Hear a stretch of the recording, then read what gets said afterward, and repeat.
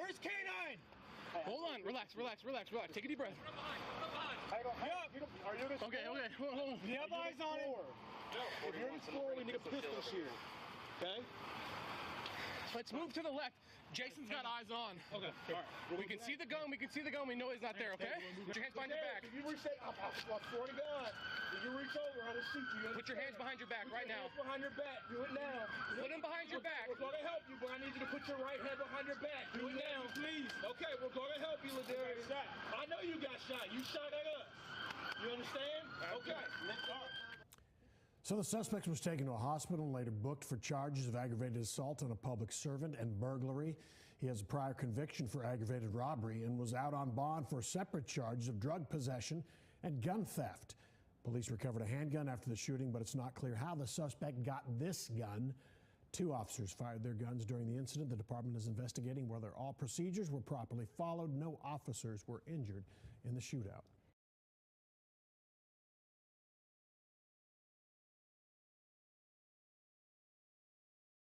Two-year ordeal of the pandemic has many of you itching to get back outside, but there's one bad group out there who's anxious for you to leave your homes: burglars. Police in Atlanta report the crime is ticking up in nearly every zone in the city. Fox 5's Morris Diggs is live in Northeast Atlanta with a look at some precautions that you can take. Morris?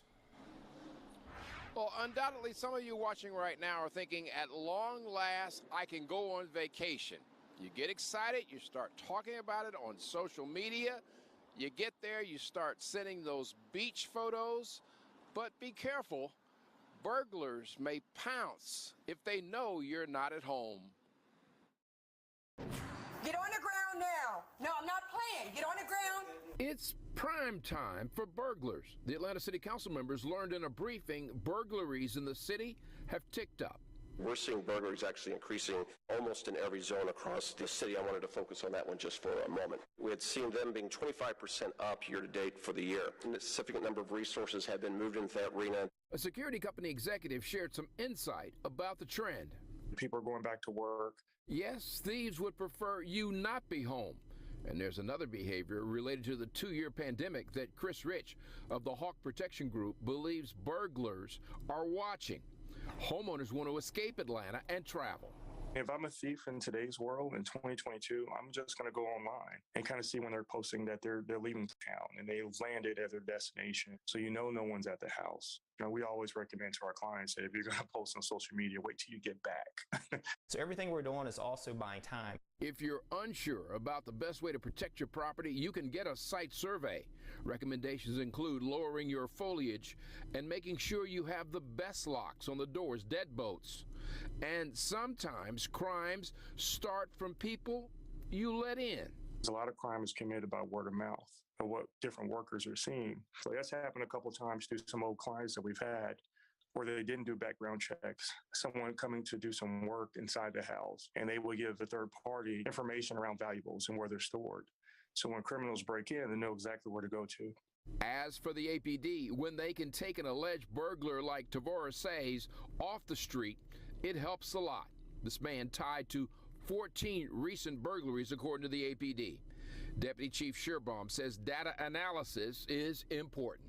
We watch on a daily basis where crime reports are being generated, what neighborhoods they're occurring in. We monitor that real time each day. And the zones make adjustment based on those reports. And then we have the discretionary units of the department that are being moved in those areas to stop the trend that's occurring.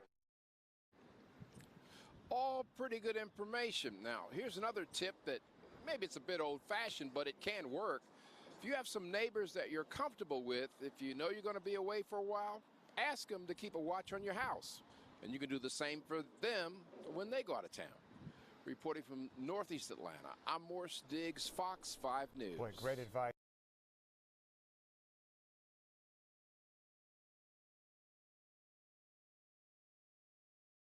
Just in tonight, police have made an arrest in the murder of a Clayton County woman who was found dead in her carport. Investigators took her boyfriend into custody. Fox 5's Brian Hill spoke to the 42-year-old victim's family about their loss and today's arrest. While glad that Clayton County Police have arrested Mally McFadden, Tasha Patterson's mother and uncle tell me nothing will ever fully heal their broken hearts or make this situation right. According to the incident report for this case, a neighbor called 911 Friday morning after seeing the 41-year-old's body in her carport. She could have done her own stand-up comedy show. She had a big heart and she loved very hard. Tasha Patterson's family describes her as vivacious, full of life, and a comedian. Her uncle could have never imagined the disturbing phone call he got Friday morning. You just don't really know where to begin. You know, it's just heartbreaking even talking about it. Inside this carport at Patterson's home, Clayton County Police found the 41-year-old shot to death around 8 that morning. Her house is located in Riverdale on Mockingbird Trail near Ovis Lane. 4 days later, detectives arrested Mally McFadden for her murder. This is video of detectives transporting him to the county jail. They had a very volatile relationship to start with. There have been several incidences of violence on both parties. Loved ones say McFadden was Patterson's boyfriend of 2 years. That's the only thing that eases my pain and everything and my grief, that knowing that he's in jail. The police narrative mentions disturbing details, saying that Patterson was shot in the head and dragged to her carport. She was also killed the night before. There's nothing that anybody could do until that person wants to do something. And there's not a person I think that I know that didn't, try to get them to go their separate ways. Everybody saw it. Everybody saw the toxicity in it. Yep. Loved ones say the couple had only lived in this house together for about 7 months. Police tell us McFadden is charged with malice murder, tampering with evidence, and aggravated assault. No word right now on when he'll face a judge on those charges. Outside Clayton County Police Headquarters, Brian Hill, Fox 5 News.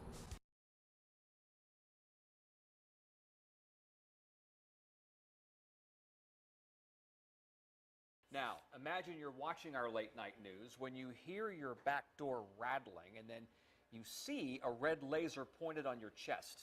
One Portsmouth man says it happened to him, and in a neighborhood where weapons are everywhere, he didn't hesitate to grab his own gun.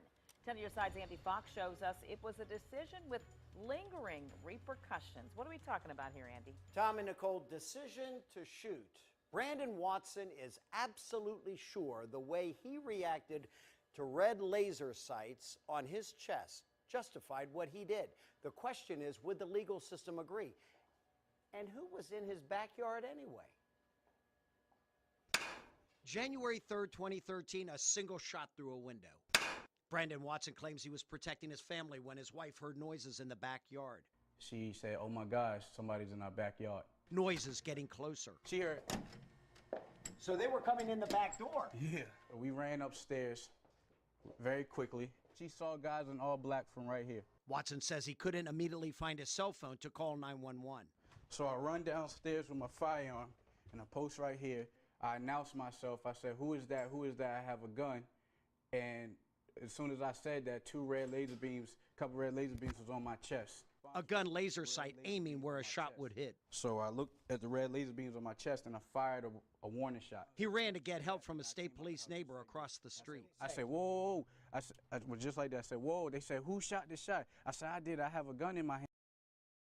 This is Watson's handgun. He immediately dropped and then got stunning news. "We just got news that you shot at an officer." I said, "Officer?" I said, "Nobody came to my door." "What you mean, officer?" Nobody, I didn't know there was no officers. The dark figures in the backyard were Portsmouth police officers who did not announce themselves. As far as the officer's response, I support their response 100%. Portsmouth Police Chief Ed Hargis claims his men never heard Watson. Anytime a police officer hears that there's a firearm involved, they start giving verbal commands. They start yelling police. It came out in court police were in the wrong backyard. They were supposed to be in Patricia Brooks' yard, who lives next door to Watson. She had called 911 because she heard unrelated noises downstairs. Portsmouth Commonwealth's attorney Earl Mobley explains how police ended up in the wrong backyard. When they go around to the back, is it 2 houses down? Is it 3? Is it 4? But when they go around to the back, they see one of the gates open, which raises their suspicion about that must be the house. Mobley admits Watson did not know police were in his backyard, but prosecutes him anyway for misdemeanor reckless handling of a firearm. You can't just fire indiscriminately through the window. A judge agrees, and Brandon's found guilty and appeals. A second judge declares a mistrial. Then Brandon chooses to have a jury trial. This can't be doing your job when you come in my backyard, try to open my door, open my window, then flash red laser beams on my chest because you thought I was the burglar. And I thought you was the burglar. The 7-person jury buys that and finds Brandon Watson not guilty after only 47 minutes deliberating. Wavy TV employee and juror Danny Barnes. It wasn't reckless. The jurors and I disagree with that point. The jury thought Watson showed restraint, only firing one shot. There was agreement that if there had been more than one bullet hole, if he had sprayed the wall with bullets or, fired bang, bang, bang, bang, that would have been reckless. And the jury was concerned police went to the wrong home, that there was confusion. That wasn't explained very well. And that was a sticking point for most of us. The jurors honed in on the red beams on Watson's chest. The police kept saying that they had their weapons pointed at the ground at all times. At the same time, they said they were using their tack lights on the gun to illuminate whatever they were looking at.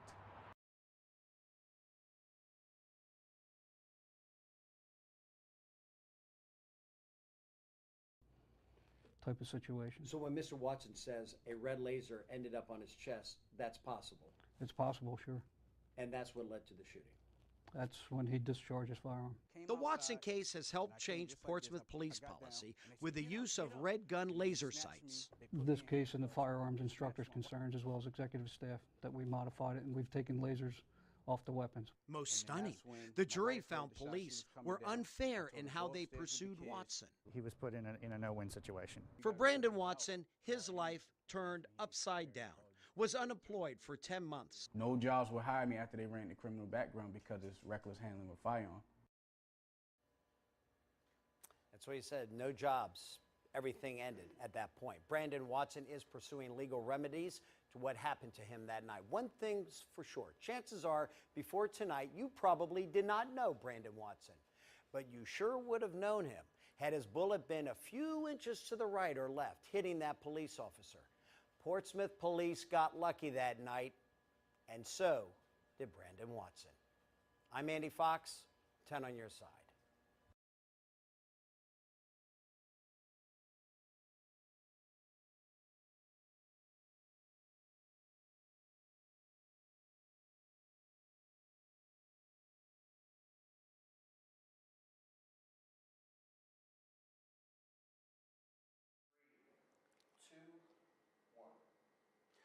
Welcome. My name is Mark Depew. I'm the Director of Oral History with the Abraham Lincoln Presidential Library.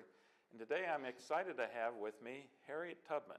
How are you, Harriet? I'm good. Thank you very much, Mr. Depew, for having me today. Well, I just heard that recently Sarah Bradford, I believe a good Quaker lady, has had an opportunity to interview you, and she just published a book in 1869 about your life. Yes, she did. So I'm going to cover a lot of the same territory that she covered in that interview, but thrilled that you agreed to do this with us, and thank you very much for that.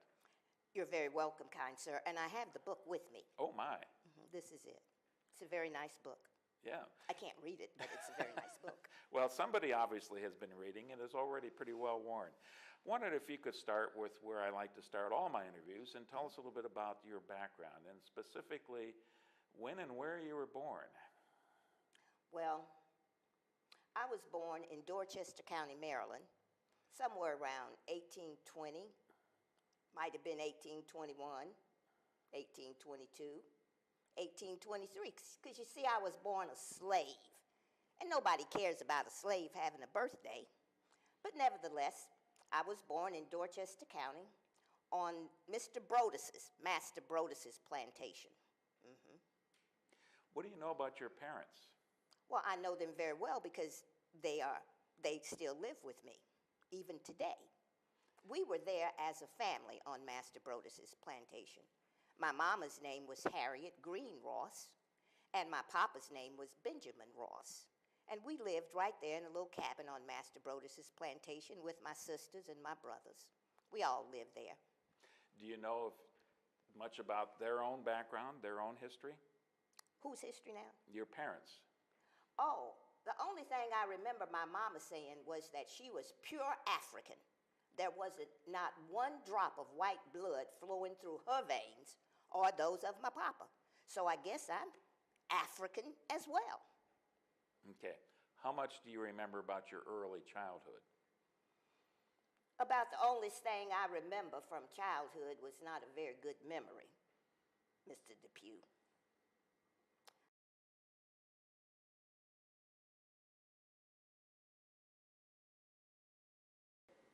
I was supposed to watch her. Now, I'm like 6 or 7 years old myself, and my job as a slave child was to watch the baby.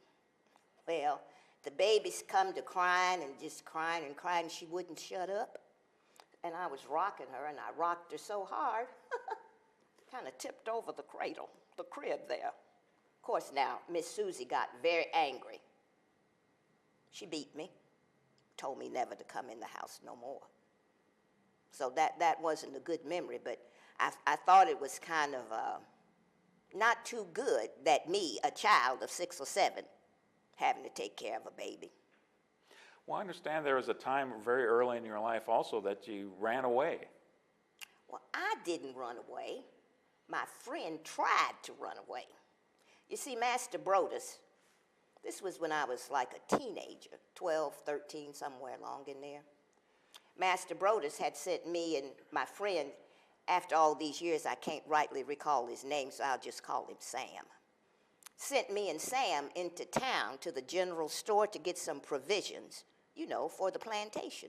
Flour, sugar, things like that. And come to find out, as me and Sam was walking there, Sam told me that he had had an urge to be free. Now, he was telling me about his plan and what he wanted to try to do while we was in the general store. And he said, Harriet, you, I guess you would say, you keep the attention. That'd be a good word, wouldn't you think? Of the storekeep, while I try to make a run out the back door of the store into the woods and get on the road to freedom. Well, I thought that sounded like a pretty good plan to me, so I tried to do what Sam wanted me to do, and while we was in the store, I was just kind of talking to the storekeep and trying to keep his attention on me, but he was kind of looking at Sam, because Sam was kind of just hanging around and looking kind of odd. I guess I don't know the other word to call it. And I guess the storekeep kind of got an inkling as to what we was trying to do, so he picked up a weight. You know, the weight they put on the scale. It weighed about 3-4 pounds. Picked it up and hurled it at Sam, trying to stop him from going out the back door. Well, didn't hit Sam, hit me in the head, knocked me plumb out. Yes, it did, and I still have a scar. That's why I wear this scarf all the time, because I have a scar. Knocked me plumb out. Caused me to suffer from what my mama called the sleeping sickness, you see. And I would just kind of fall asleep at the drop of a hat. After that happened to me, and from that wound, my mama nursed me and whatnot, but Master Brodus said I wasn't worth a plug nickel no more. Said I wasn't even fit to be sold. So, but my mama, she nursed me back. And I got to be strong and good, but I never did, like I said before.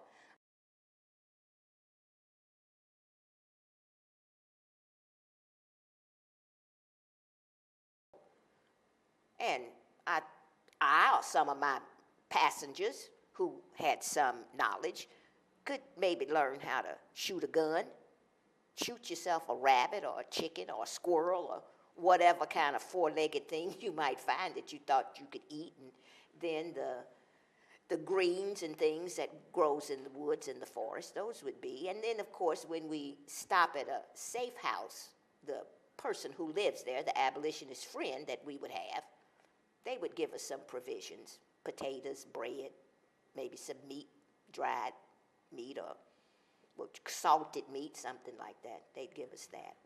I'm curious, when you actually had your passengers, after you picked up the passengers, were there ever occasions where you were traveling in plain sight you just were kind of in disguise at the time? Right.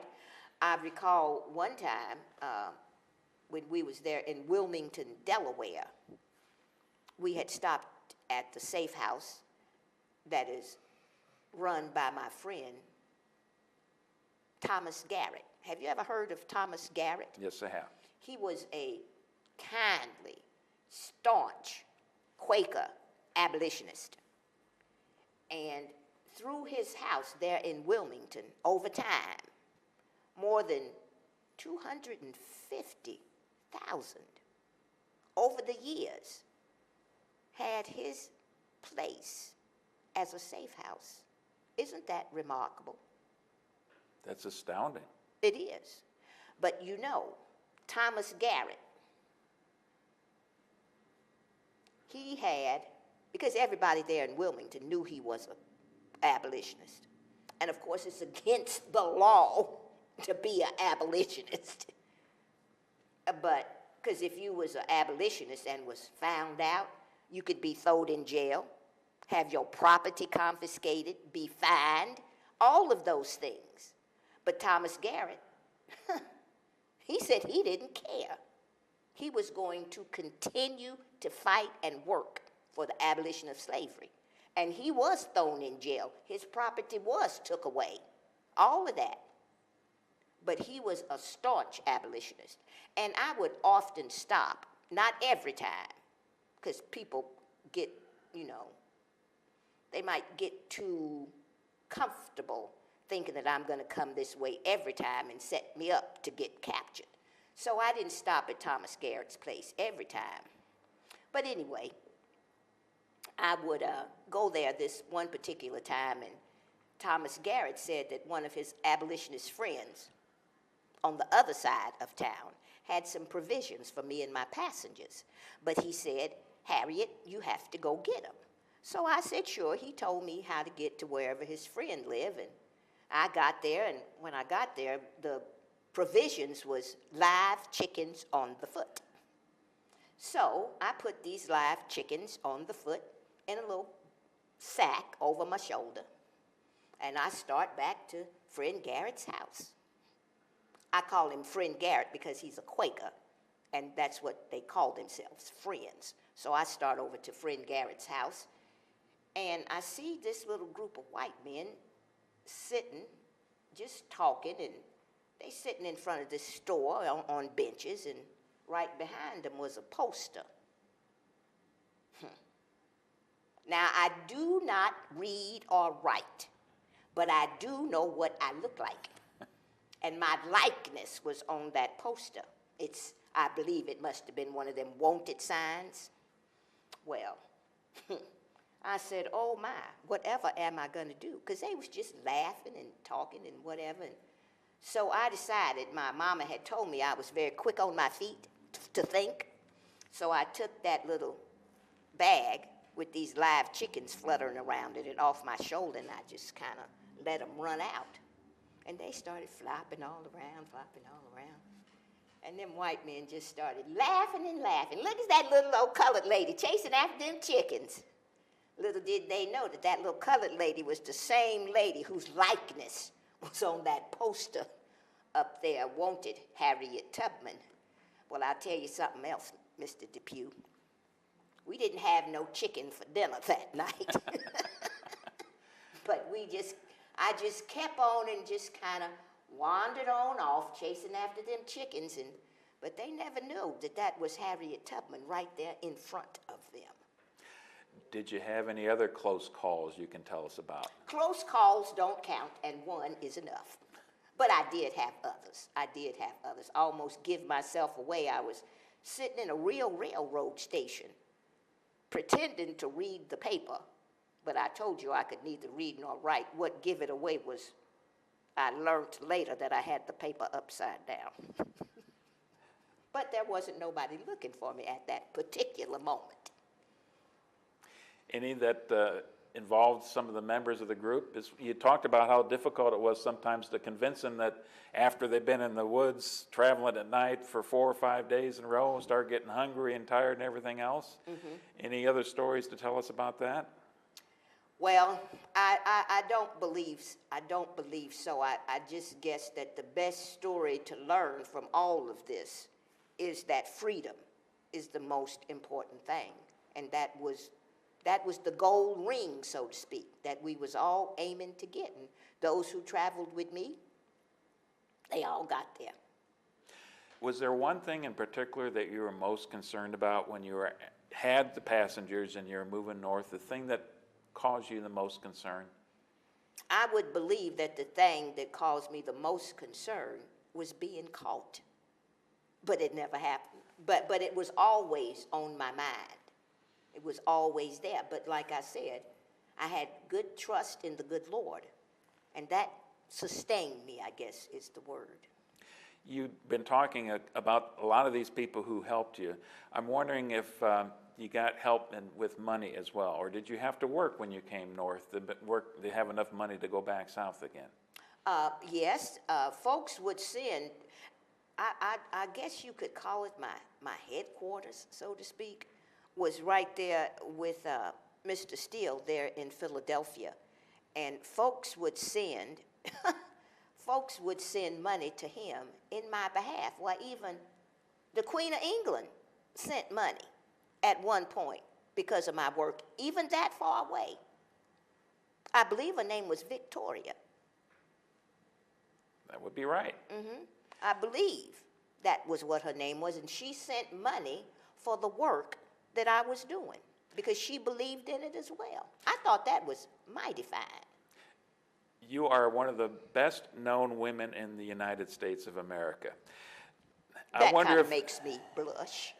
I wonder if you saw that when you were doing your conducting work as an advantage or a great disadvantage. It was not even on my mind. That kind of, what would you call it? Fame, notoriety. That wasn't why I was doing it. I did it because folks needed to be free. Folks needed to be free. But obviously, if there's wanted posters wherever you go, that's not necessarily a good thing to be so well known. That's very true too, Mr. Pugh. That's also very true. So how would you say it? Even though I tried to keep a low profile, but folks knew of my work because I did it more than once.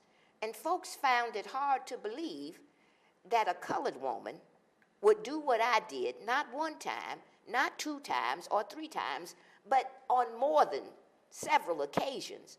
But it was all for the cause of freedom. So I don't want to put words in your mouth, but it sounds like you were okay that you were being used as an inspirational figure to motivate or inspire others to help with abolition as well? Well, I never thought of it that way, but yes, I would agree with that. Okay.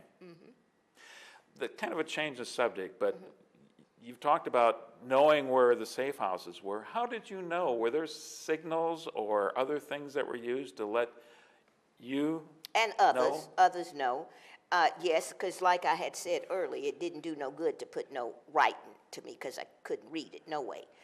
But sometimes people would give us signals.